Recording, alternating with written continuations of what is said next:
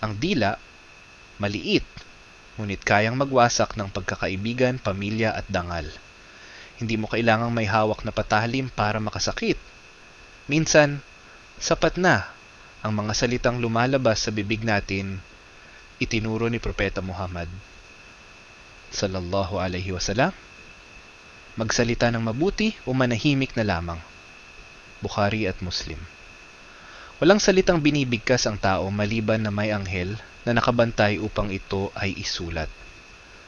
Ibig sabihin, bawat salita ay may timbang sa harap ng Allah.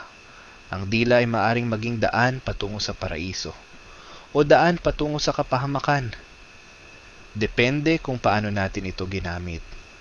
Ang dila ay regalo ng Diyos, ngunit kapag ginamit sa kasamaan, magiging kapahamakan ng kaluluwa.